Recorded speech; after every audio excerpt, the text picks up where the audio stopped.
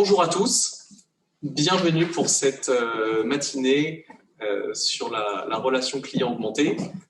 Donc nous allons accueillir successivement Alexandre Janet de French AssureTech, Emmanuel Fenin de KP Consulting et Afterdata. L'ensemble de la matinée étant consacré à la relation client augmentée et l'usage de la donnée dans le secteur de l'assurance mutuelle et la banque. Et donc, je laisse tout de suite la parole à Alexandre Janet de French AssureTech. Merci beaucoup et très bonne matinée. Merci Alexis. À mon tour donc de présenter un sujet, le sujet French AssureTech. Quand Alexis m'a demandé d'intervenir, il m'a demandé de faire un focus sur finalement ce qu'attendent les grands groupes d'assurance et plus particulièrement les mutuelles d'assurance. C'est un sujet qu'il connaît bien également puisqu'il est passé dans notre programme d'accélération. Donc on va pouvoir démarrer rapidement. On va faire un petit tour du contexte de l'assurance. Alors c'est une intro que je fais traditionnellement, je vais passer très rapidement dessus, mais c'est pour expliquer pourquoi est-ce qu'on a créé cet accélérateur. Ensuite, on va dire quelques mots sur French AssureTech et puis on va arriver dans le cœur du sujet qui va vous intéresser plus particulièrement aujourd'hui, les tendances et ce que recherchent les mutuelles. Alors sur le contexte, très rapidement, oui. Donc, on a coutume de dire que l'hôtellerie, en tout cas l'assurance dans notre secteur, c'est un peu l'hôtellerie avec une quinzaine d'années de retard, c'est-à-dire on sait qu'on va se faire chahuter. On commence à deviner par qui, mais on ne sait pas très bien quels vont être nos gros concurrents de demain. Oui. Donc, effectivement, c'est un secteur qui est protégé depuis de longues années, depuis de très très longues années. Il y a des barrières à l'entrée qui étaient extrêmement importantes, mais aujourd'hui, elles commencent à céder depuis quelques années, notamment grâce à des modèles qui commencent à se développer. Aujourd'hui, on arrive à être à 2 ou à 3 à lever des fonds et à créer une propre compagnie d'assurance. Ce n'était pas le cas il y a encore quelques années. C'est évidemment un secteur qui est bousculé de manière frontale et un peu à l'image de tous les autres secteurs d'activité par la transformation numérique. C'est un secteur également qui évolue fortement sur les risques dits traditionnels ou dits de fréquence que sont l'automobile, l'habitation, enfin l'IRD de manière générale, avec l'automatisation d'un certain nombre de choses dans les véhicules, avec l'IoT, avec les voitures autonomes, on voit que le risque commence à diminuer. À l'inverse, on voit que les catastrophes naturelles, on est avancé un tout petit peu vite, les catastrophes naturelles causent des dégâts considérables et font évoluer le modèle. Donc, c'est aussi un certain nombre de questions que se posent les compagnies d'assurance. Ensuite, on voit effectivement, et c'est ce qu'on disait tout à l'heure, on se fait chahuter par un certain nombre de concurrents. On ne sait pas très bien d'où ça vient. Alors évidemment, on parle des GAFA, c'est l'exemple qui nous vient le plus rapidement en tête. Maintenant, les GAFA, très objectivement, en 2021, ce n'est pas eux qui nous prennent la plus grande part de marché. Mais demain, on n'en est pas sûr. On a un deuxième concurrent qui est, pour moi, celui qui nous chahute le plus, avec évidemment nos cousins de l'univers bancaire qui sont présents depuis déjà un certain nombre d'années, mais on a l'ensemble des retailers qui aujourd'hui se lancent notamment sur les produits de commodité, les produits d'assurance d'usage du quotidien, où on va essayer de faire de l'assurance embarquée de manière un peu plus importante. Donc tous ces acteurs FNAC, etc., commencent à développer leurs propres produits d'assurance depuis un certain nombre d'années. Et puis, et là, ça va être un acteur qui risque de compter également dans les années à venir. Je faisais le calcul ce matin du nombre de produits d'assurance vendus directement par des insurtech.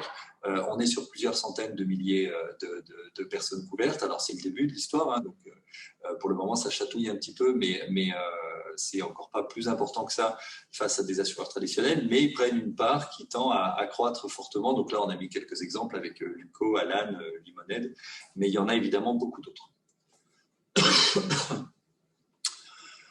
Deux mots sur French AssureTech et sur pourquoi est-ce qu'Alexis m'a demandé d'intervenir. Nous, on travaille effectivement c'est un accélérateur finalement de start-up en InsurTech. C'est un rassemblement de 8 à 10 acteurs de l'écosystème mutualiste alors basée sur Niort et sur Paris. Donc on a ici quelques logos qui représentent les compagnies. Elles se sont mises autour de la table avec une idée assez simple. On est les concurrents d'hier, on n'est pas forcément ceux de demain.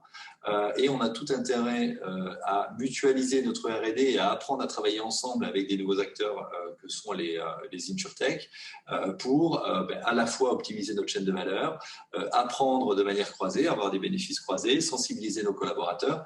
Et donc, c'est la raison pour laquelle, il y a maintenant 4 ans de cela, on a créé tous ensemble l'accélérateur French AssureTech.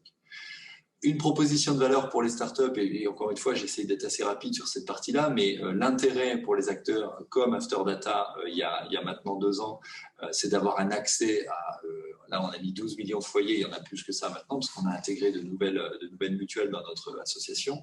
On représente 50% de la population mutualiste, donc on voit qu'aujourd'hui on est sur une part considérable du marché qui est représentée dans notre programme d'accélération, et donc on donne encore tout un tas de valeur ajoutée pour les startups avec des locaux, avec de l'expertise métier assez importante. Très rapidement, des chiffres. On a un petit peu moins de 250 startups qui nous ont accompagnés depuis le début du programme, qui ont candidaté depuis le début du programme. On en a accompagné de manière plus précise une petite trentaine, avec une 60aine de travaux déjà réalisés avec les compagnies. Et on est sur une vingtaine d'hybridations réussies. Hybridation, c'est des relations à long terme, comme Afterdata a pu le faire avec un certain nombre d'acteurs chez nous. C'est des relations durables dans le temps et un partenariat financier important pour les startups. Et puis effectivement, on aime à rappeler qu'aujourd'hui, on embarque déjà 150 personnes dans notre écosystème directement dans l'association French AssureTech. Et puis on espère évidemment que ce chiffre grossira dans les semaines et dans les mois à venir. Un mot rapide. French AssureTech, c'est évidemment un accélérateur, j'en ai parlé, mais parallèlement à ça, se développe pour l'année 2021 un campus d'acculturation, une brique de financement, un laboratoire d'expérimentation. Donc, lorsque on évoque, et comme l'évoquait Alexis en introduction, la recherche finalement de la connaissance client et l'exploitation de la data pour les compagnies d'assurance, nous, on va avoir au moins 2 véhicules qui travailleront sur ce sujet-là, avec le laboratoire et avec l'accélérateur. Donc, c'est effectivement un sujet qui nous tient fortement à cœur. Ceci, on peut peut-être passer rapidement. On va juste rappeler sur la slide suivante la raison pour laquelle Alexis souhaitait que j'intervienne. Finalement, c'est qu'attendent les grandes mutuelles et les grandes compagnies d'assurance aujourd'hui en matière d'accompagnement et en matière de proposition de valeur pour les startups. Elles recherchent un certain nombre de choses. Donc là, j'ai essayé de le résumer sur cette slide-là et on va passer un petit peu de temps ensemble pour voir quelles sont les attentes de ces grands groupes. Les attentes, elles vont être sur l'ensemble de la chaîne de valeur. Alors là, j'ai pris un exemple un peu plus spécifique sur la partie IARD. On a évidemment des focus en santé, on a des focus en assistance, mais je travaille pour un certain nombre quand même de gros assureurs IARD, donc j'ai trouvé intéressant de rappeler ces grandes tendances d'innovation et ces recherches d'innovation pour les grands groupes. Sur la partie produit d'assurance IARD traditionnelle, on ne va pas refaire la roue. On est en 2021, un produit d'assurance auto, on peut y ajouter, enlever quelques options, mais on ne va pas y refaire, on va pas le refaire de manière, le transformer, l'innover de manière très importante. En revanche, on va avoir tendance à essayer d'apporter des services additionnels, des services complémentaires qui vont tendre justement à maintenir cette relation client sur le moyen et sur le long terme avec nos assurés, avec nos adhérents, par le biais de services complémentaires. Évidemment, sur cette partie produit, et c'est pour ça que je l'ai surligné aussi, la partie prévention prend une place tout à fait. Bon, on peut peut-être rester sur le slide synthétique. La partie prévention prend une place tout à fait importante et tout à fait prédominante lorsque j'écoute moi l'ensemble des comités de direction qui m'interpellent ou en tout cas qui souhaitent travailler aujourd'hui avec des nouveaux acteurs. Ils nous disent c'est une des clés de notre avenir, en tout cas c'est de savoir comment on va passer d'une position un peu d'assureur-payeur à une position un peu plus en amont d'assureur-préventeur. Donc effectivement, là, il y a énormément de choses qui se fait déjà aujourd'hui sur la partie santé-prévoyance, mais on voit que sur la partie IARD, il y a également beaucoup de choses qui se font, notamment sur la partie habitation, par exemple. Si on prend un exemple, un acteur qu'on connaît tous aujourd'hui, qui s'appelle Luco, sur l'assurance habitation, la part de la prévention est extrêmement importante, notamment par l'objet de l'IoT et de ce qu'il embarque dans le logement à proprement parler. On voit que la prévention prend une place tout à fait intéressante. Donc, c'est pour moi, sur cette partie produit, ce que recherchent de manière dominante les comités de direction qui font appel à nous, notamment en ce moment, puisque je suis en plein tour de table de l'ensemble des dirigeants, c'est principalement ces deux éléments-là. Il y a évidemment d'autres éléments sur la partie produit qui aujourd'hui tendent à évoluer. On parle de l'innovation actuarielle. On parle de l'innovation actuarielle, on est très bien placé pour en parler. On a un acteur qui, ce matin même, est en train de faire un retour d'expérience dans nos locaux de French AssureTech qui s'appelle Accurate, qui est l'InsurTech de l'année 2020, qui a un modèle tout à fait pertinent et intéressant pour les compagnies d'assurance et les mutuelles. On a du cyber, il y a une recherche également pour les dirigeants de couvrir le risque cyber. Tout ce qui va concerner la nouvelle économie et l'assurance on demand. Alors, l'assurance on demand et la nouvelle économie, c'est évidemment quelque chose qui est important. Je ne l'ai pas surligné parce qu'aujourd'hui, les acteurs traditionnels cherchent encore le modèle le plus pertinent. On se rend bien compte qu'on est encore aujourd'hui sur des modèles qui tendent à ce qu'on appelait auparavant l'antisélection et les modèles sont incertains pour des assureurs traditionnels, donc c'est compliqué d'y aller, même si on a beaucoup d'expérimentations en cours, mais c'est encore un secteur compliqué.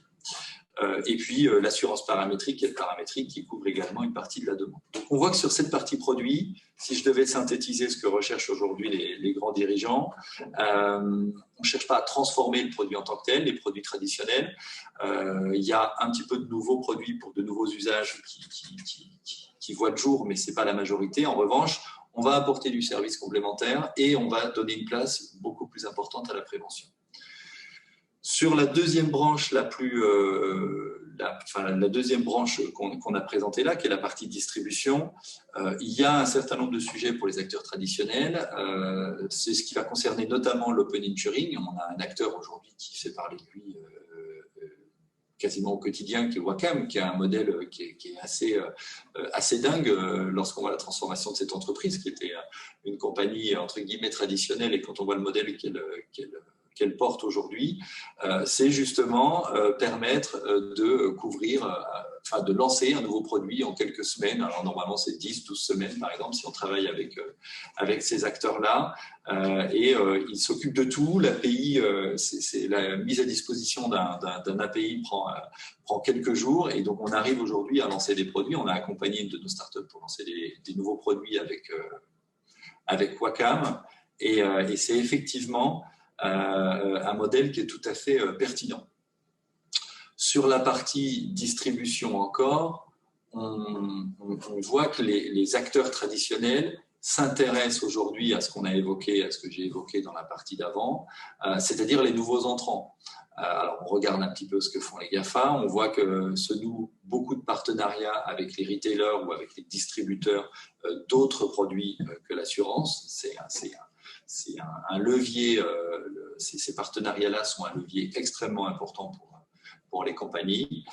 Et puis, sur toute cette partie distribution, il y a un élément que j'aurais pu mettre également en gras, c'est tout ce qui va concerner le commercial augmenté.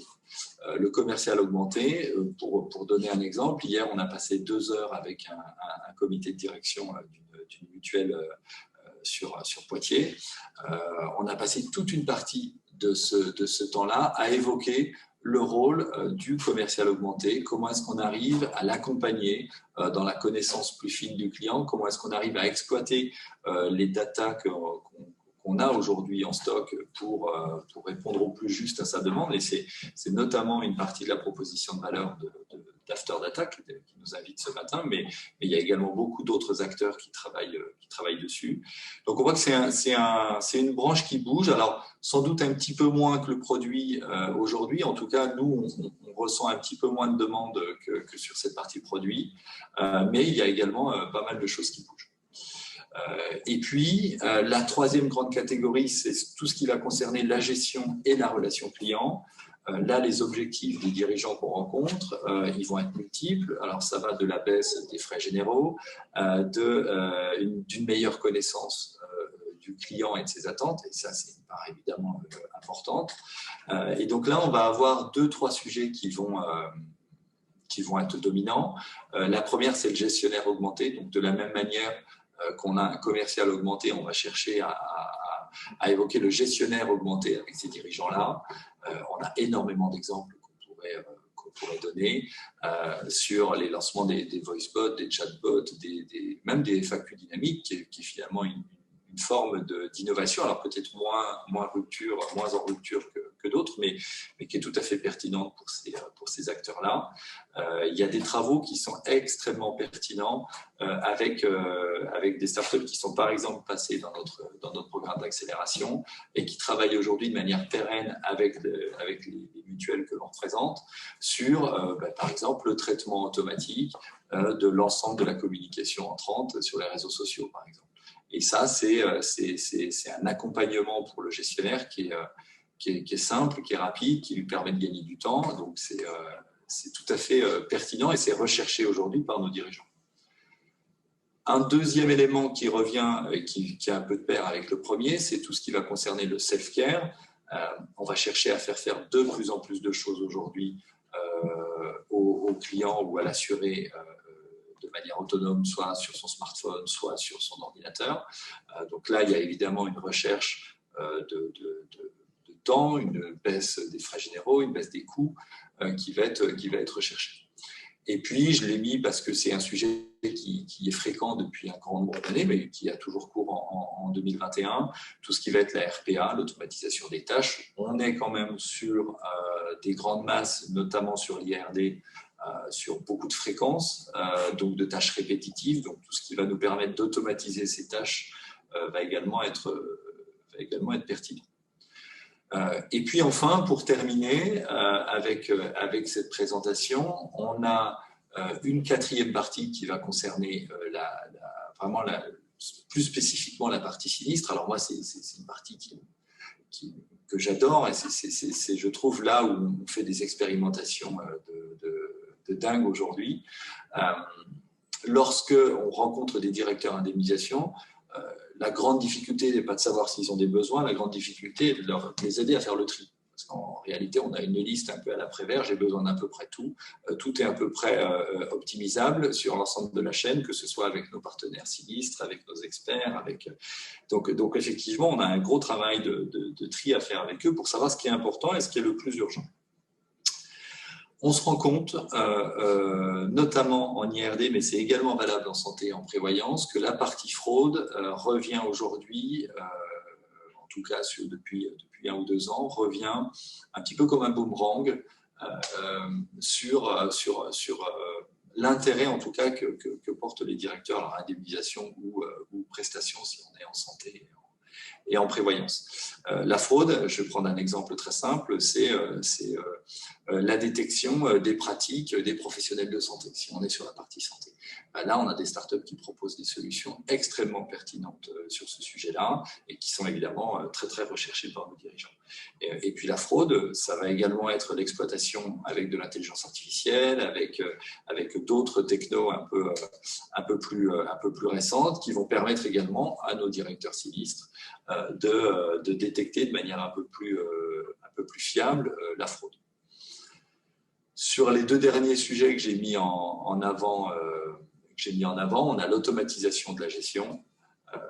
De la même manière qu'on l'avait dans la gestion de la relation client, on va chercher à optimiser, à automatiser un certain nombre de choses. Et puis le dernier sujet, j'en terminerai avec ça, c'est l'expertise sinistre. Alors l'expertise, il y a un panel d'expérimentation très très large, mais les exemples les plus courants aujourd'hui, on tend à rendre du self-care 100% sur de l'expertise. Donc, avec de la reconnaissance photo automatique, du remboursement automatique de sinistre juste sur une prise de photo. Ça, c'est en tout cas ce qu'on tend à réaliser aujourd'hui. Donc voilà, pour synthétiser le propos, Aujourd'hui, la recherche de connaissances clients et la recherche d'optimisation de l'existence sur nos compagnies d'assurance traditionnelles, elle est importante, elle est présente sur toute la chaîne. Et là, j'ai cité un petit peu de manière macro ce qui se faisait. Évidemment, je serais ravi d'échanger avec vous après l'intervention si vous avez des questions un peu plus spécifiques. Je vous remercie et Alexis, je te laisse la main. Merci beaucoup Alexandre pour cet exposé extrêmement intéressant sur le contexte et l'actualité du monde de l'assurance. Pour la suite, nous allons parler de données clients aujourd'hui, de bénéfices de la donnée client et de ce qu'on peut en faire. Finalement, je suis presque un peu désolé de vous parler de ça parce que ça peut apparaître un peu comme un marronnier journalistique. C'est un sujet dont on parle, il y a au moins un article par semaine dans l'Argus et tout le monde vous parle de la donnée client et de ce nouvel Eldorado théorique. Pour autant, quand on regarde la réalité et les études qui sont faites, aujourd'hui on a moins de 6% des assurances, mutuelles, banques qui ont un usage opérationnel de la donnée dans leur campagne marketing, dans la fidélisation des clients. Alors, 6%, on parle de campagne opérationnelle. Ça ne veut pas dire que vous n'avez pas de data lab, que vous n'avez pas d'équipes qui font des tests. Mais la réalité opérationnelle, concrète au quotidien du marketing et de la prédiction marketing aujourd'hui, c'est moins de 6% des intervenants qui sont concernés.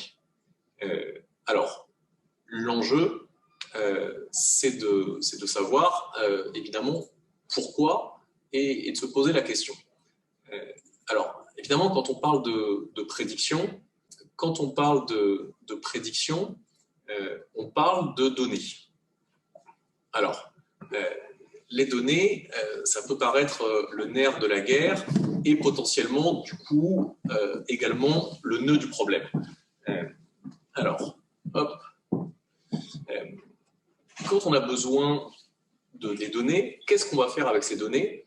En général, on veut essayer de les comprendre et anticiper un comportement futur. Ça peut être anticiper des résiliations, ça peut être détecter une appétence produit dans le cadre de campagnes de multi-équipements. On va vouloir prévoir un moment de vie. Et puis quelque chose qui se fait de plus en plus, c'est essayer finalement de connaître, de comprendre finement le niveau de satisfaction des assurés. Et on se rend compte que ce n'est pas forcément quelque chose d'aussi évident. La globalité de tout ça, c'est bien utiliser toutes les données dont vous disposez pour mieux comprendre personnellement chaque adhérent et pouvoir avoir des actions évidemment de masse, mais qui correspondent individuellement à une réalité précise. Alors, hop, ça on a parlé. Donc, on va parler de données. Et en général, quand on parle de données, tous les intervenants, toutes les entreprises, assurances, mutuelles, commencent par se poser la question de est-ce qu'on a suffisamment de données? Est-ce que la variété des données est suffisante? Dans 100% des cas, et je suis prêt à le démontrer à quiconque, la réponse est oui. La digitalisation des organisations fait qu'aujourd'hui, entre ne serait-ce que les outils de gestion, le CRM pour ceux qui en ont, ce n'est pas indispensable, le site web, toutes les assurances aujourd'hui ont une variété de données très largement suffisante pour à peu près tout savoir de vos clients. L'historique, c'est vrai que quand on parle de prédiction de comportement, on va parler de machine learning, de traitement de données, on va analyser le comportement passé pour prédire le comportement futur. Et donc cette prédiction, il faut avoir du passé. Maintenant, tout le monde a un historique de 2-3 ans, pas forcément parfait, pas forcément organisé de la même façon, mais c'est un historique qu'on a et ce n'est pas un souci. La qualité.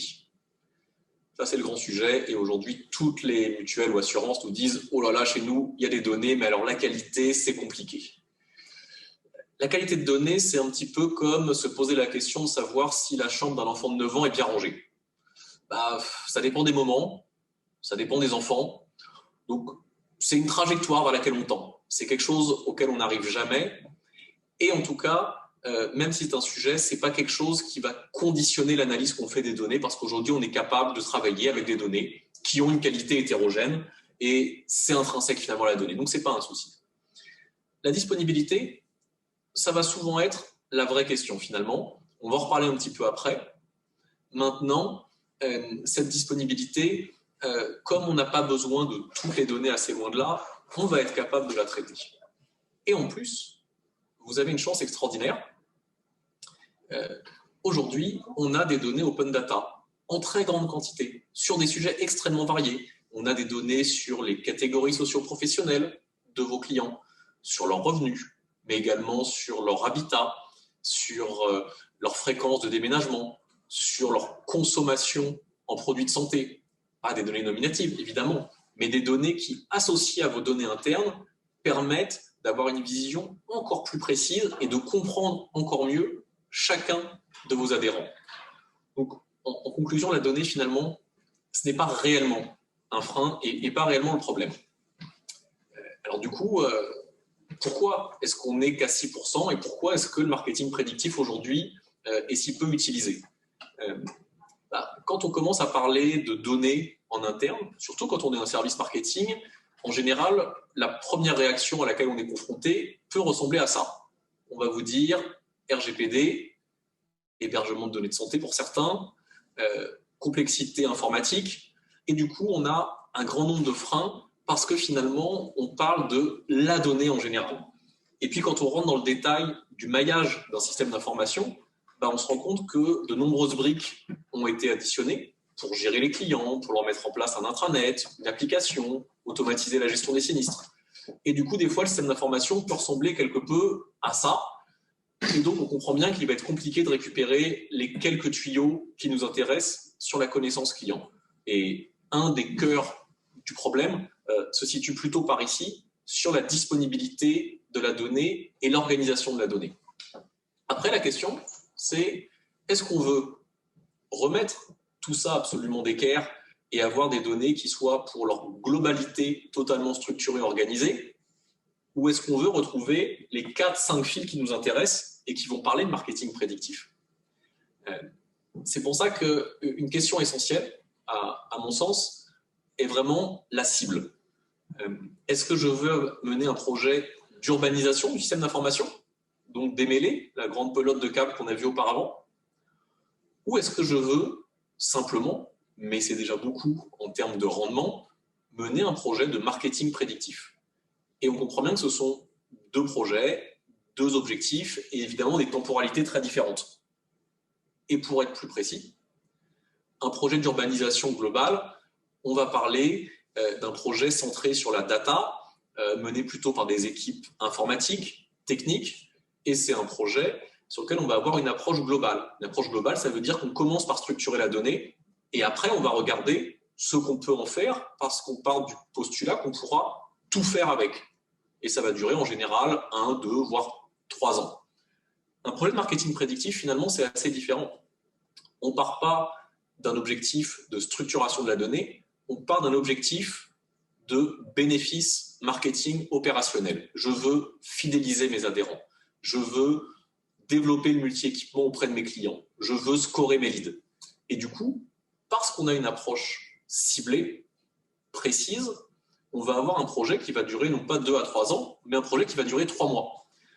En fait, ces deux projets ne s'opposent pas. Ils sont même complémentaires, mais une énorme erreur de raisonnement serait de penser que le deuxième projet est conditionné par le premier. En vrai, ce sont deux choses quasiment indépendantes et qui se font en parallèle et qui peuvent vivre de façon autonome. Alors, si on se concentre maintenant sur un projet de marketing prédictif, puisque le marketing prédictif, c'est ce qui va permettre, sur la base des données que vous détenez tous, vraiment tous, ce qui va permettre de beaucoup mieux comprendre, connaître vos clients et donc d'anticiper leur comportement. Finalement, un projet de marketing prédictif, comment ça se passe? On va travailler avec des données qui proviennent de vos clients, mais ces données, on parle de 3 à 5 sources. Concrètement, on parle de 3 à 5 câbles de ce qu'on voyait tout à l'heure. On va avoir des données qui vont venir pour la majorité de votre outil de gestion. Et donc, ce sont des données que vous avez absolument tous, car sans ces données, vous ne pourriez pas couvrir le risque que vous couvrez. Des données ponctuellement qui viennent du CRM en fonction de ce qui est disponible, ponctuellement de l'intranet. Donc, un nombre de données finalement assez faible, pas forcément unifié, mais comme on parle d'un volume limité de données, on parle en fait de choses assez simples. Ces données, on les complète par des bases open data, et ça, l'intérêt, c'est que c'est tout à fait indépendant de votre système d'information et de votre organisation. Et puis, on va compléter ça par des règles métiers, pas beaucoup, quelques-unes, mais des règles métiers, ce sont des règles qui sont le fruit de l'expérience de votre équipe marketing, parce que vous n'avez pas attendu 2021 pour vous poser la question de savoir qui sont les gens qui résilient, qui sont les clients à qui on peut proposer une offre garantie accident de la vie en plus d'un contrat multirisque habitation. Et donc, le fruit de ces 3 sources d'informations va permettre rapidement, parce qu'on est concentré sur les objectifs ciblés, d'anticiper qui sont les clients qui vont résilier dans les 3 prochains mois, qui sont les adhérents qui ont la plus forte appétence pour une offre complémentaire, quels sont les leads qui ont le plus de chances de devenir des prospects, et donc il va falloir rappeler en priorité. Et puis une fois qu'on a toutes ces données, on peut également, tant qu'à faire, calculer des scores qu'on dit prescriptifs. Ce sont des scores d'action, parce que c'est bien de constater un risque ou un potentiel, mais ce qu'on va vouloir évidemment, c'est agir.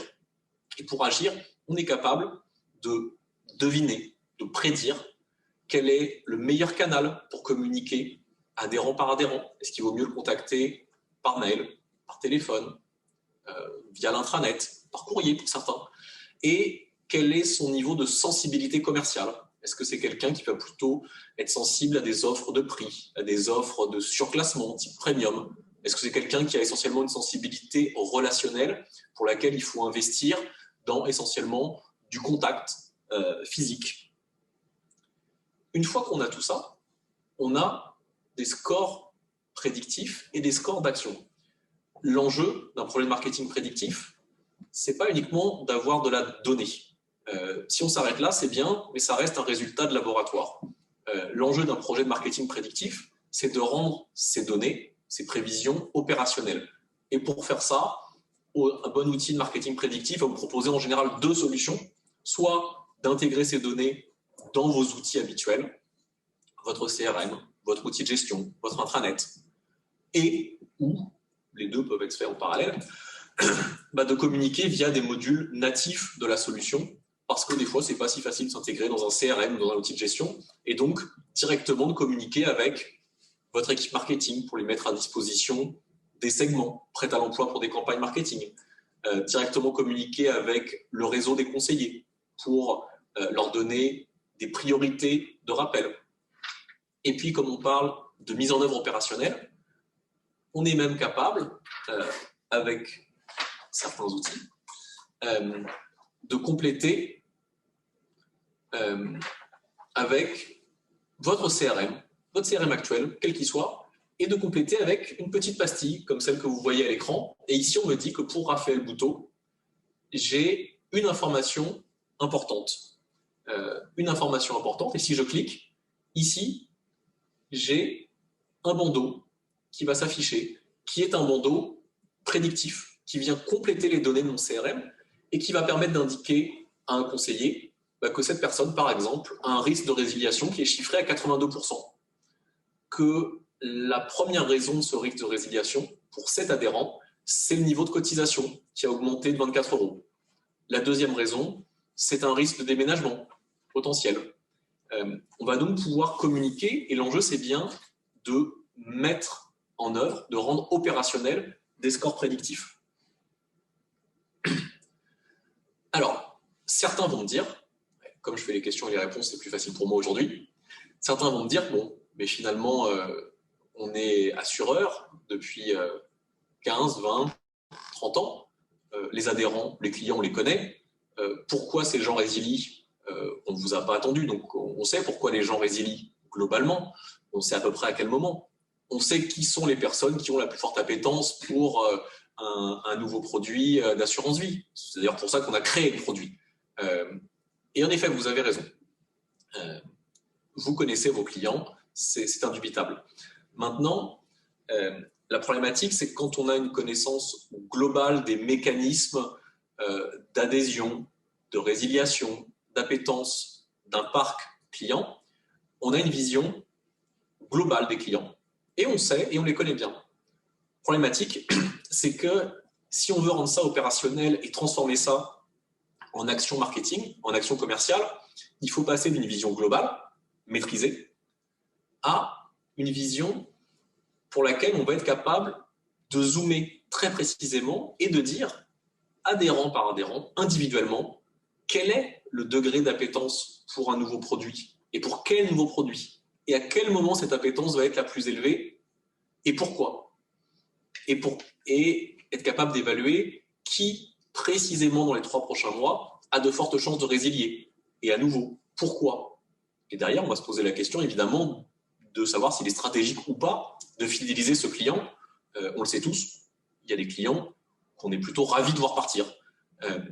Mais là, on descend à une unité qui n'est plus une vision globale, mais on descend bien à une unité qui est le client, la personne. Et pour ça, on a besoin d'aller plus loin des règles générales. Si on doit regarder ça d'un point de vue un tout petit peu plus chiffré, j'ai des règles métiers. Une règle métier, c'est quoi? Une règle métier, je sais, par mon expérience marketing, que les personnes qui résilient le plus sont les personnes qui ont un contrat qui arrive à sa première échéance, par exemple, dans le monde de l'IARD, et qui sont rentrés sur une offre promotionnelle. C'est une règle générale. Et ça marche. Et je peux faire des campagnes comme ça. Maintenant, est-ce que je vais cibler toutes les personnes qui sont arrivées comme ça? Peut-être pas. Donc, je vais avoir besoin d'autres critères. Le fait d'enchaîner des critères comme ça, qui sont fruits de l'expérience, ça fonctionne. Et on arrive à anticiper des résiliations. Maintenant, toutes les études montrent qu'on arrive à identifier entre 7 et 10% des résiliations avec quelque chose qu'on pourrait appeler un feeling marketing, en tout cas l'expérience marketing. Et ça permet déjà d'éviter 2 à 3% des résiliations. C'est déjà très bien, 2 à 3% des résiliations, c'est beaucoup d'argent. Si maintenant, on traite le même problème, je veux anticiper, dans notre exemple, des résiliations, et qu'on fait ça avec un outil de marketing prédictif, on va arriver à identifier globalement 50% des résiliations. Le KPI standard sur de la résiliation, c'est être capable d'anticiper entre 45 et 55% des résiliations, selon votre métier, est-ce qu'on est en santé, est-ce qu'on est en IARD, selon vos données, mais ça va tourner autour de 50%. Ça veut dire que pour une résiliation sur 2, j'ai été capable de dire 3 mois avant que cet adhérent, précisément celui-là, allait résilier, de savoir pourquoi et de préconiser une action. Quand on fait ça, on va réussir à éviter 10 à 15% des résiliations. Donc je passe de 2 à 3% à 10 à 15. Quand on est à 10 à 15% des résiliations évitées, la conséquence en termes de chiffre d'affaires, mais surtout de bénéfices, est immédiate. En moyenne, ça représente une hausse de 7 à 9% du bénéfice opérationnel. Pas du chiffre d'affaires, du bénéfice. Donc on se rend compte qu'on est sur des éléments qui sont réellement stratégiques en termes de profitabilité des offres produits.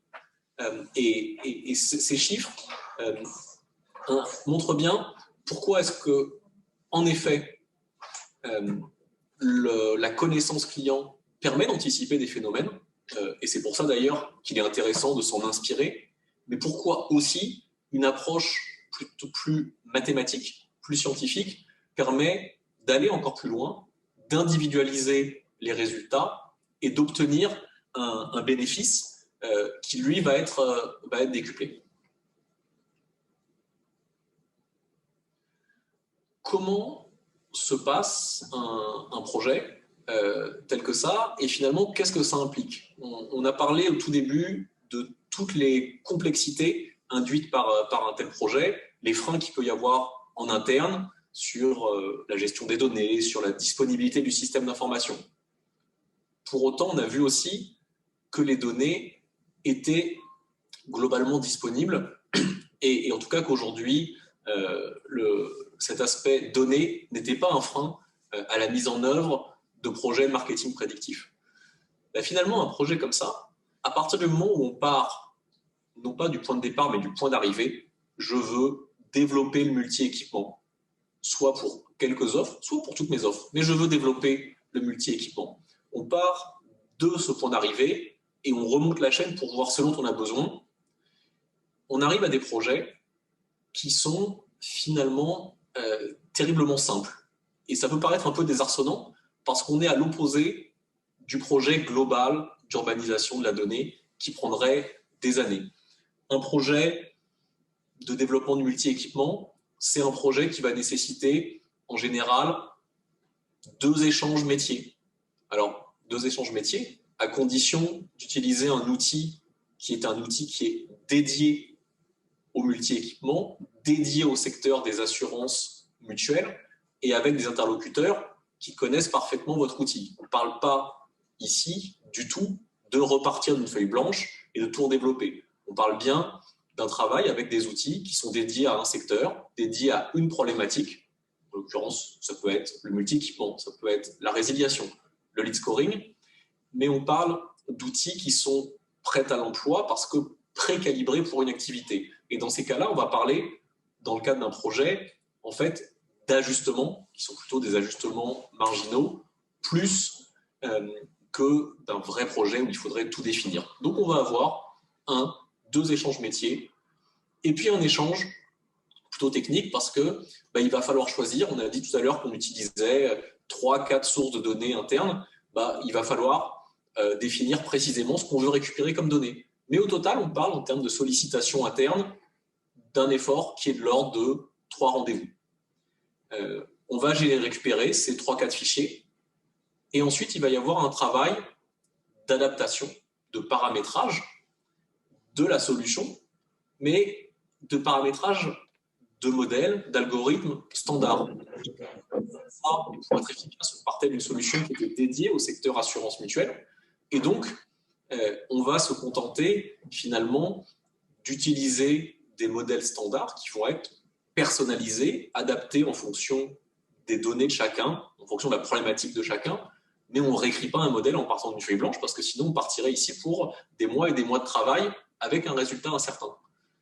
Quand on fait ça avec une approche projet de marketing prédictif, on va réussir à un lancement. Et du coup, si on doit résumer comment peut se passer un projet, on part de 4 fichiers, une durée de l'ordre de 3 mois, 2 rendez-vous, 2 à 3, mais ça faisait un enchaînement qui était plus sympa en faisant 2, une présentation, et on aboutit à une solution live, ça veut dire une solution opérationnelle pour fidéliser au quotidien des clients via l'équipe marketing, via un centre de relations clients, via une cellule dédiée, via des agents terrain, mais on va avoir quelque chose qui est très rapidement opérationnel et qui va être utilisé.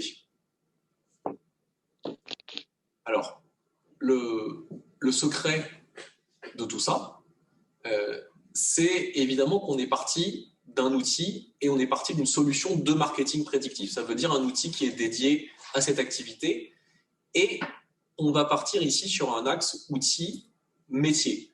Outil-métier, ça veut dire que ce n'est pas un outil technique pour des data scientists. Il faut avoir un outil qui soit développé, pensé pour des équipes marketing dont l'expertise est bien le marketing, le commerce, la fidélisation.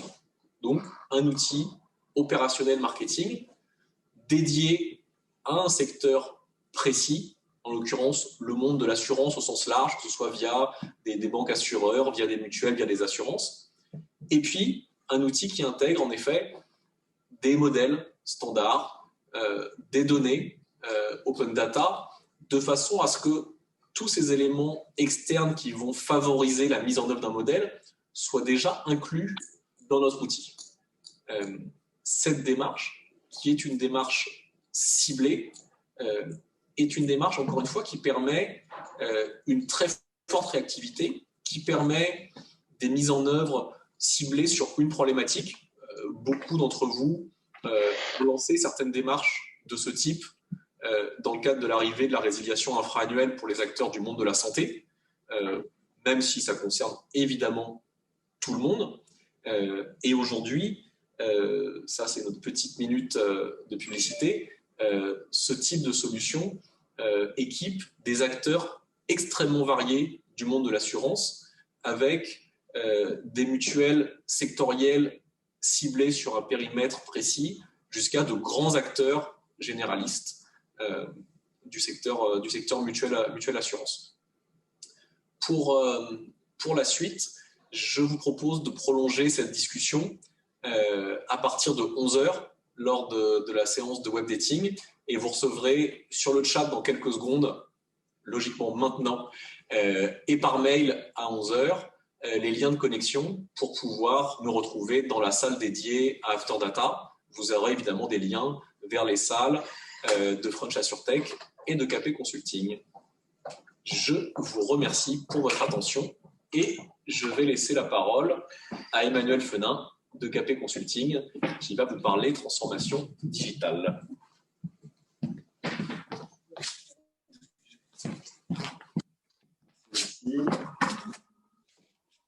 Aujourd'hui, on a parlé d'un marché de l'assurance qui est en pleine mutation. On a parlé de transformation de la relation client et c'est de ça dont je vais vous parler aujourd'hui, avec un premier point qui est finalement des clients qui sont plus volatiles aujourd'hui et qui sont avec de nouvelles attentes, des résiliations supplémentaires, des attentes de services plutôt que de gestion. Bref, une individualisation, une simplicité, une recherche de simplicité, une omnicanalité des comportements des clients. Le deuxième point, c'est les évolutions technologiques. Aujourd'hui, on est sur des modèles de vente qui évoluent énormément. Qui d'entre vous n'a pas cherché à mettre en œuvre de la souscription en ligne? Qui n'est pas confronté aux comparateurs en ligne, aux multiplications des canaux de contact et des opportunités autour de l'exploitation des données. Donc on voit qu'on est vraiment à un moment de transformation complet on en a aussi beaucoup parlé, on fait face à des nouvelles logiques de régulation. C'est clair que la résiliation infra-annuelle, les lois Pacte, Hamon, etc. ont complètement bouleversé votre secteur. Et il y a un espèce d'enchaînement, d'emballement. Chaque année vient sa loi et chaque année, il faut remettre le travail sur le marché. Et puis, on l'a évoqué tout à l'heure en première partie de la matinée, une nouvelle concurrence avec une concurrence croissante des nouveaux acteurs, de la SurTech, on en a parlé tout à l'heure, et des consolidations importantes sur le secteur. Donc, tout ça fait un panel, tout ça fait un marché qui est en pleine transformation et vient complètement percuter le monde de la relation client. Et on va voir aujourd'hui dans quoi finalement se décline cette transformation. Alors aujourd'hui, cette transformation, elle a eu un impact sur les directions des entreprises et chacun s'essaye un peu à chercher la bonne organisation pour faire face à cette transformation. Alors certains ont tenté les directions autonomes en laissant quand même des cloisons entre les directions de la relation client, les SAV, les directions commerciales. Et puis d'autres s'essayent au décloisonnement avec des organisations plus transversales. En tout cas, ce qui est sûr, c'est qu'on voit des nouveaux métiers apparaître, des directeurs de l'expérience client, des directeurs de la relation client, des directions du parcours client, qui visent finalement à chercher à mettre du lien entre toutes ces équipes qui sont obligées de collaborer aujourd'hui et qui s'ignoraient prodigieusement il y a encore quelques temps et qui sont bien obligées aujourd'hui de travailler ensemble. Parce que le client, lui, à l'autre bout, les silos, croyez-moi, il les voit et pour lui, l'entreprise, c'est pas une infinité de silos, c'est bien un grand tout et lui, il le perçoit bien, les silos. Concomitamment à la mise en place de direction, donc soit des structures autonomes, soit des structures transversales, finalement, il s'est imposé un mode de travail un peu partout qui est le test and learn. C'est-à-dire qu'on a un peu mis de côté les projets cycle en V, les projets de transformation très gros, très lourds, très longs, qui faisaient que ça n'aboutissait pas. Aujourd'hui, on n'a plus le temps en fait, de se lancer dans ce type de projet. On est obligé de tester et d'apprendre. Et c'est vrai que des solutions comme After Data répondent assez bien à ce type de démarche, où on est dans l'amélioration et dans l'amélioration perpétuelle de nos façons de travailler. J'ai plus d'image, si ça remarche. Et si les équipes se décloisonnent, elles doivent aussi investir toujours plus de canaux de la relation client. Alors, on va le voir, le mail et le téléphone restent les canaux privilégiés. Mais c'est vrai qu'aujourd'hui, notamment poussé par la jeune génération, l'immédiateté de la relation devient quelque chose de clé. Et on voit toute une partie de la population migrer vers les nouveaux canaux que sont le chat, la messagerie, donc évidemment WhatsApp, Messenger par exemple. Et ils investissent aussi massivement les réseaux sociaux. Et en fait, ils recherchent évidemment des réponses plus rapides. Hein. C'est clair qu'il y a une attente qui est sur l'immédiateté de la réponse. Hein. On n'attend pas les mêmes délais de réponse selon qu'on envoie un email ou selon qu'on envoie un Messenger. On est forcément dans une attente plus rapide. Mais aussi, je dirais qu'il y a une recherche de valeur ajoutée. On s'attend à ce que la réponse soit de meilleure qualité et qu'il y ait une plus grande valeur ajoutée. Et donc, c'est vrai qu'il y a un enjeu pour les entreprises de s'approprier progressivement ces nouveaux canaux. Et ça amène des questions dans les centres de contact que vous avez sûrement confrontés en termes de compétences, de process, de pilotage, d'outillage. C'est des vraies révolutions, l'arrivée de ces nouveaux canaux, ça percute complètement les façons de travailler. Alors, je vous ai mis un petit schéma, petit schéma, si tu peux, je ne sais pas, envoyer le slide suivant, ça ne marche plus. Voilà, merci pour le petit schéma, qui représente l'usage en fait des canaux en fonction des typologies et des classes d'âge. Alors c'est assez intéressant parce qu'on peut voir qu'il y a trois grandes classes d'âge. Hein. Il y a les 55 ans et plus qui sont encore très email et surtout très téléphone, il faut bien le dire. Donc c'est vrai qu'on est encore face à des centres de contact qui sont très largement tournés sur les canaux chauds du téléphone. Mais je ne sais pas si vous voyez, il y a une énorme brisure autour de 25-34 ans avec un usage totalement massif du texte, de la messagerie instantanée. Et plus on va vers des âges plus jeunes, et plus on se tourne vers les réseaux sociaux, voire la photo et la vidéo. Donc on a parlé tout à l'heure de la photo et de la vidéo sur des cas d'usage de l'assurance, mais c'est vrai que ça tend à se développer. Donc là, je pense à Instagram, des services clients qui migrent sur ce type de canaux. C'est assez bouleversant. Attends, je réessaye. Oui, sans que je le fasse, c'est miraculeux. Oui, l'omnicanal comme point d'ordre de la relation client, effectivement, on assiste à une mutation. Hein. C'est vrai qu'il y a encore, on aurait fait cette session il y a 10 ans, on aurait parlé de multicanal, hein, le fait qu'il y ait des nouveaux canaux qui s'ajoutent à la vente traditionnelle en agence, chez le courtier ou autre. Et puis, progressivement, on est allé sur le cross-canal, c'est-à-dire la capacité, finalement, pour un client, de commencer l'expérience sur un canal et puis finalement, au beau milieu de l'expérience, de choisir de rebondir sur un autre canal. Par exemple, je me rends en agence et puis je décide de conclure finalement par téléphone avec le centre de contact. Aujourd'hui, on est dans un mode omnicanal, c'est-à-dire que le client commence où il veut, il termine où il veut et surtout, il s'attend à ce que l'entreprise à l'autre bout soit complètement au fait des démarches qu'il a pu réaliser sur l'ensemble des canaux. Il s'attend à ce que finalement on le connaisse parfaitement sur le bout des ongles et c'est pas une gageure, hein, c'est une vraie gageure plutôt d'arriver à atteindre ce niveau de connaissance.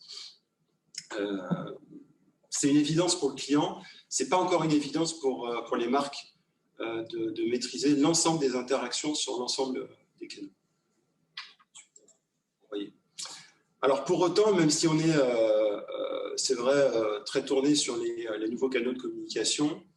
Le digital, il bouleverse aussi des canaux plus traditionnels comme les agences, avec des usages comme le click and collect, avec le clienteling, donc la connaissance client et la personnalisation de la relation en agence, des bornes interactives qui sont mises à disposition des clients en agence et qui reprennent finalement l'expérience qu'on a voulu offrir sur le site web ou sur le self-care, des questionnaires de satisfaction et bien sûr la signature électronique. Aujourd'hui, on est sur des signatures électroniques en ligne, mais pourquoi pas reproduire cette signature électronique, vous savez, avec les petits stylets qu'on retrouve maintenant en agence et qui permettent vraiment d'offrir une signature électronique à 360. Donc c'est vrai que l'agence, elle aussi, elle vit sa mutation et l'agence, elle aussi, elle se digitalise.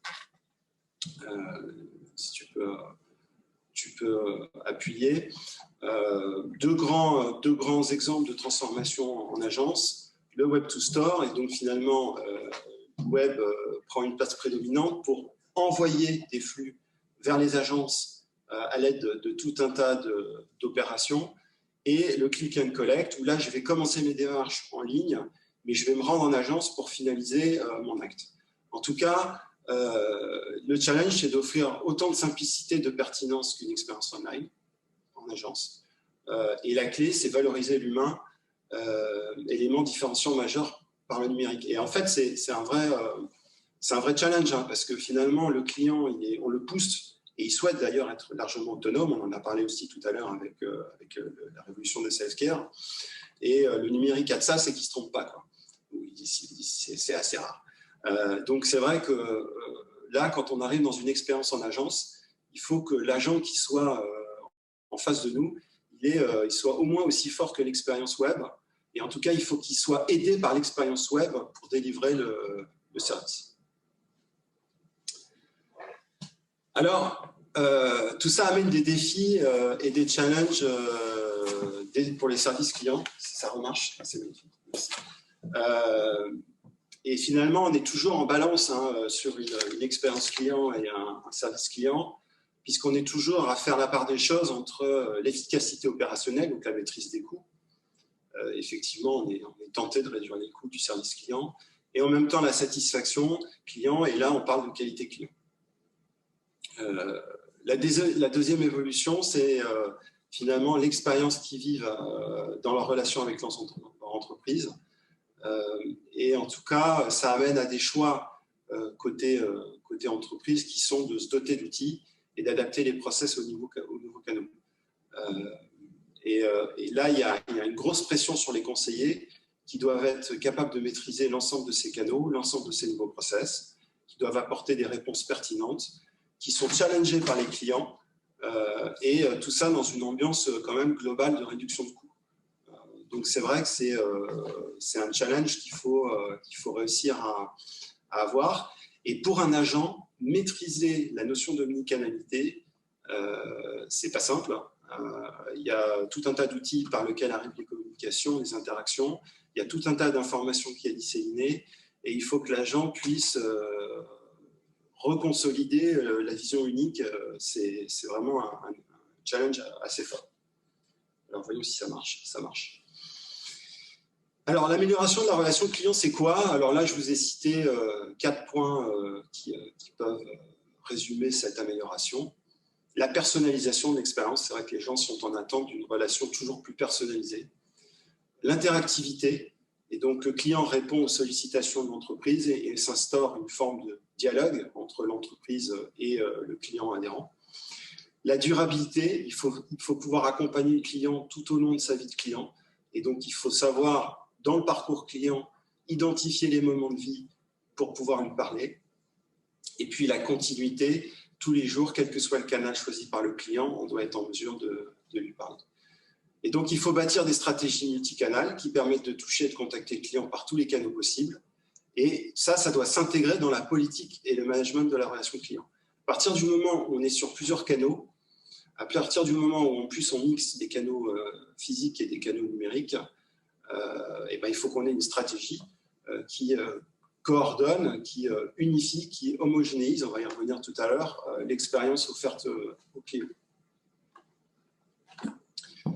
En plus, il faut savoir qu'on va vouloir segmenter l'usage de nos différents canaux en fonction des différents segments de clientèle.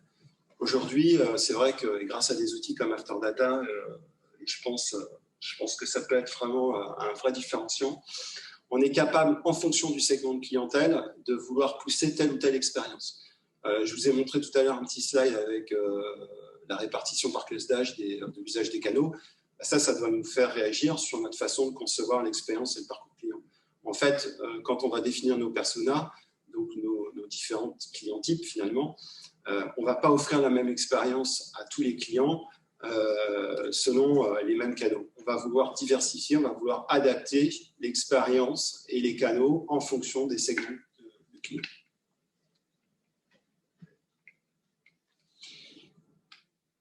Alors, dans la révolution que traverse l'expérience client, c'est la data. Ce n'est pas pour rien qu'on fait une matinée sur le sujet. Merci Alexis d'ailleurs d'avoir organisé la matinée. La data, elle prend une place complètement dingue dans la partie relation client. Et donc un petit slide pour se dire, mais finalement la data client, quoi faire?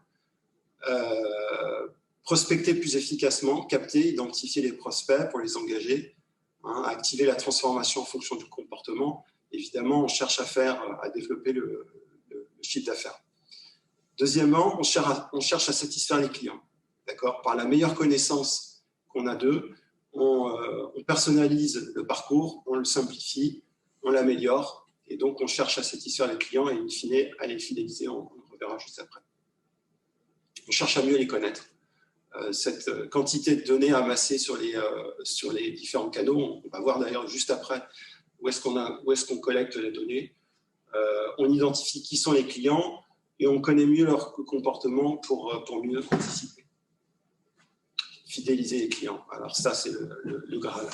Favoriser le cross-sell, l'upsell, le deuxième achat et les suivants. Réduire l'attrition en identifiant les signaux faibles. Merci After Data de permettre d'identifier notamment le churn et de limiter le désengagement. C'est vraiment un des objectifs majeurs de la connaissance. Dans certains use cases, on pourra monétiser la donnée, proposer des contacts qualifiés, ciblés à des partenaires et on pourra revendre la donnée. Ça ne s'applique pas à tous les secteurs. Et puis, piloter le portefeuille client, identifier les clients à plus forte valeur, suivre et mesurer les résultats des actions menées et l'évolution des différents segments clients. Vous voyez tout un panel d'usages de la donnée qui s'offre à nous et qui vient percuter la relation client. Alors, vous allez me dire, cette donnée, où est-ce qu'on la trouve? Où est-ce qu'on la capte? On la capte premièrement du comportement digital sur les différents devices. Aujourd'hui, on a tout ce qu'il faut pour capter la navigation, les interactions, que ce soit sur le site web, sur l'application mobile ou en mobilité. C'est l'historique d'achat, des transactions, des devis. Tout ça, on va le stocker, on va l'analyser. Ce sont les programmes de fidélité qui nous permettent par l'adhésion, le nombre de points, les récompenses, de connaître les comportements. C'est l'engagement avec le niveau de satisfaction, le NPS, les avis qui sont laissés par les clients. C'est tout l'historique des actions marketing que l'on va conserver, mémoriser. Et avec lui, on va traquer aussi les comportements. Est-ce qu'il a ouvert le mail? Est-ce qu'il a cliqué? Qu'est-ce qu'il a regardé en particulier? C'est le suivi de la relation avec les réclamations, les demandes d'information, bref, tout l'échange que j'ai eu avec le centre d'appel. Et puis, plus classiquement, l'identité du client, les données descriptives et déclaratives, tout ce qui est lié au contrat, tout ce qui est lié à l'achat, qu'on maîtrise parfaitement.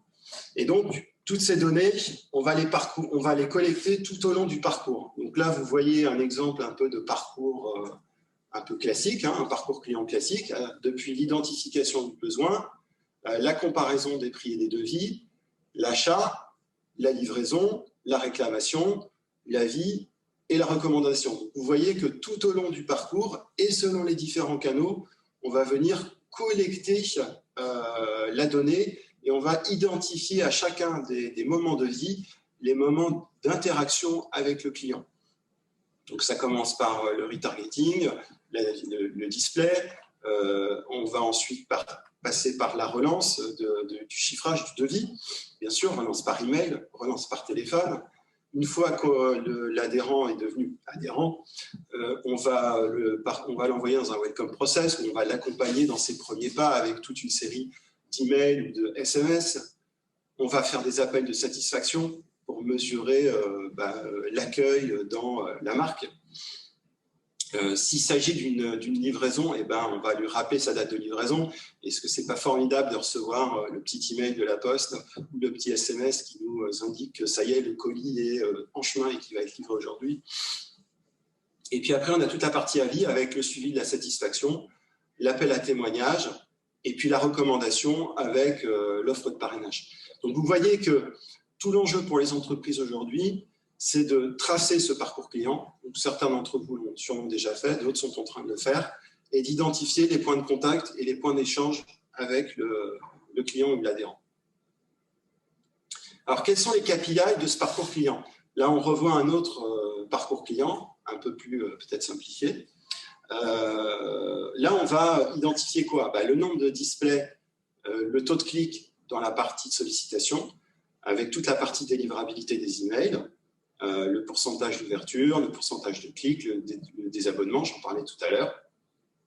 Dans la recherche d'informations, on va mesurer sur le site internet le nombre de visites, le nombre de vues, le taux de rebond, le nombre de clics, le nombre de demandes de devis. Sur la partie centre d'appel, on va mesurer le nombre d'appels, le taux de prise, la qualité de service qui est offerte, le nombre d'envois des devis.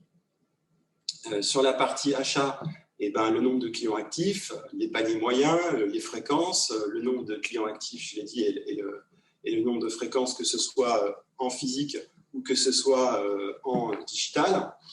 La partie réclamation avec le nombre d'appels, le taux de réclamation, le nombre de dossiers traités, le nombre de dossiers en cours, bref, tous les indicateurs habituels de la partie relation client et les avis. Et en fait, ce qui est intéressant, c'est d'arriver à vraiment poser ces KPI tout au long du parcours. Et moi, ce que j'invite toujours nos clients, à avoir des tableaux de bord vraiment à 360 qui reprennent l'ensemble de ces indicateurs. Et non plus seulement des tableaux de bord qui soient dirigés vers une équipe qui traite un bout du parcours. Il faut vraiment considérer le parcours comme étant une entièreté, comme étant une expérience de bout en bout. Et donc, c'est toujours intéressant d'avoir des KPIs qui soient partagés entre les équipes et qui reprennent des indicateurs des différentes équipes. Alors, j'ai plus d'image. Le top 3 des différentes approches pour mieux analyser les données clients dans un contexte omnicanal. Donc, en fait, on a posé la question à des directeurs généraux, directeurs des systèmes d'information, des responsables de la data, des responsables de l'expérience client, quelles étaient les approches pour mieux analyser les données clients. Et pour 45%, la première des choses, c'est de réussir une meilleure intégration des différents canaux de contact client entre eux. Donc là, il y a vraiment, je dirais, un challenge à réussir ça. Aujourd'hui, on est encore dans un monde beaucoup trop siloté. Chaque canal vient avec son outil et finalement, on a du mal à partager la donnée de l'outil avec les autres outils.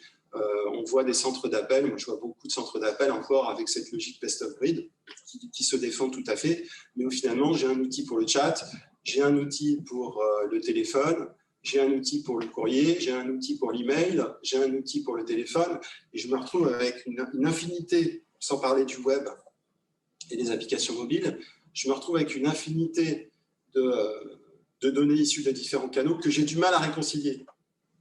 Donc là, il y a un vrai enjeu. Du coup, on a envie de dire, deuxièmement, mise en place de données de référence ou de référentiels maîtres. Aujourd'hui, on a des technologies qui nous permettent de réconcilier ces données, je pense à la CDP par exemple, et qui nous permettent d'avoir des référentiels clients sur lesquels viennent, entre guillemets, taper les différents systèmes. Et là, on reconstitue une vision unifiée à 360 du client. Le CRM peut être utilisé pour faire ça, mais il y a d'autres outils aujourd'hui qui sont peut-être plus performants que les outils CRM pour réconcilier toute cette donnée. Et puis, les programmes d'incitation de clients, avec de la communication de données, de la mise à jour, de la gamification, où on encourage finalement le client à mettre à jour régulièrement les données clés. Moi, je ne sais pas si vous êtes abonné Bouygues Télécom, quand on se connecte sur le self-care Bouygues Télécom, on est invité à confirmer son adresse email et son numéro de téléphone à presque chaque connexion. Voilà comment on arrive à améliorer la qualité de données. Et on en a parlé tout à l'heure, la qualité de données est un élément assez clé, même s'il n'est pas indispensable. Et donc, toute cette donnée doit permettre de personnaliser la relation, d'offrir la meilleure expérience possible au moment choisi par le client. Et c'est vraiment ça qui est clé, au moment choisi par le client. On n'est plus sur l'entreprise qui décide du point de contact et du moment de contact, c'est le client qui décide du moment où il va nous contacter. Charge à nous d'être disponible et d'avoir le canal ouvert pour pouvoir opérer la communication. Personnalisation des canaux de communication, personnalisation de l'accueil, personnalisation dans les réponses qui sont faites aux clients sont au cœur de l'entreprise tout on l'a dit tout à l'heure, en cherchant à maîtriser les coûts de production de cette relation. Alors, comment personnaliser la relation client? Alors, quelques petites briques pour, comme ça, marquer un peu ce que pourrait être une personnalisation de relation client. D'abord, il faut être proactif. C'est vrai qu'aujourd'hui, les clients sont en attente d'être contactés, d'être engagés avant d'avoir un problème. C'est ce qu'ils préfèrent. Donc, il faut savoir détecter et d'avoir des sondes qui tracent dans la vie du client les moments où le client a envie d'être contacté. Deuxièmement, il faut être pertinent. Alors là, il faut vraiment bien maîtriser sa donnée pour avoir un discours qui soit pertinent. Introduire de l'humanité, c'est-à-dire peut-être sortir des communications purement mercantiles pour apporter des communications aussi autour de la vie du client, ses intérêts, ses centres d'intérêt, son anniversaire, ses moments de vie, etc. Et enfin, être homogène, et ce n'est pas simple, parce qu'avec cette multiplication de canaux qui partent de bien souvent différents outils et souvent différentes équipes, arriver à avoir un discours et à bâtir un discours homogène, c'est assez clé. En tout cas, évidemment, aujourd'hui, les clients sont très enclins à avoir une expérience client plus personnalisée et ils sont prêts à nous laisser leurs données d'ailleurs pour ça. Et pourquoi personnaliser la relation client? Qu'est-ce qu'on observe quand on améliore notre relation client? Eh ben, on observe déjà une hausse du taux de transformation. Forcément, quand on propose le meilleur produit au meilleur prix pour le client, forcément, on améliore la conversion. Un meilleur niveau de rentabilité et une hausse du panier moyen, là encore, parce qu'on aura su proposer le produit, les services qui sont le plus adaptés au client. On le fidélise, et ça, c'est tout à fait clé, et on augmente le niveau d'engagement vis-à-vis de la marque. Et ça fait de lui, derrière, un promoteur, ça fait de lui un ambassadeur qui est capable de parler à notre place et de promouvoir notre marque. Et donc, il est nécessaire d'aligner la relation client, le marketing, le commerce, je l'ai dit, par des stratégies qui sont bâties communément. Et ça, c'est aux directions générales que s'adresse le message, de bâtir ces stratégies qui soient homogènes entre les équipes. D'où l'importance d'avoir des rôles de transverse qui sont là pour mettre du lien entre les différentes équipes. Alors, quid de l'intelligence artificielle, et ça sera mon dernier point pour ce matin. C'est vrai que l'intelligence artificielle vient transformer un peu les façons de travailler. Tantôt outil de transcription des échanges, on va le voir, le switch to text, pour mieux capter les verbatims, tantôt outil d'analyse. On vient construire des historiques avec, on vient analyser l'historique. On sait aussi conseiller le client sur le choix des produits en valorisant les contacts. Alors, quelques exemples d'intelligence artificielle dans la relation client. Les chatbots, ça a été évoqué tout à l'heure, qui prennent une place prépondérante, qui viennent plutôt remplacer les FAQ. Toute la partie RPA, qui est clé dans les métiers de l'assurance et du monde mutualiste, puisqu'on a des gains de productivité qui sont tout à fait énormes. Du text mining, où on vient analyser les verbatims du client. C'est vrai que les derniers outils sont assez puissants et sont vraiment capables, je pense à la partie téléphonie, de faire du speech to text, donc c'est-à-dire la capacité de capter la conversation téléphonique et de la retranscrire. Et forcément, la retranscription sera plus fidèle que celle faite par le conseiller client. Toute la partie scoring qui vient nous aider, sur laquelle on va s'appuyer pour proposer la meilleure offre au meilleur moment sur le meilleur canal, et la partie recommandation. Des gains de productivité sont aussi attendus. Je pense à un CRM comme Salesforce qui propose le Next Best Action, qui est donc la prochaine action qui est suggérée au conseiller lorsqu'il est en échange client. Et j'en ai terminé, Alexis, puisque tu m'as donné la main un petit peu en avance, avec cette partie relation client. Parfait, merci beaucoup Emmanuel pour cette intéressante présentation. Eh bien écoutez, merci à tous de votre participation ce matin. C'était une première pour nous, pour ce type d'événement. Vous avez été plus d'une centaine à vous connecter. On est donc très satisfait. On espère que naturellement ça vous a intéressé. Et donc on vous propose de retrouver Emmanuel, Alexandre et moi-même à partir de maintenant sur chacune des salles virtuelles. Vous avez reçu des liens dans le chat. Vous avez les liens également par mail. Si vous ne vous connectez pas, c'est vraiment que vous n'avez pas envie. Ce qui nous intéresse, c'est d'échanger avec vous, d'avoir votre retour sur les présentations et évidemment de répondre à chacune de vos questions. Merci beaucoup et à tout de suite dans les salles virtuelles.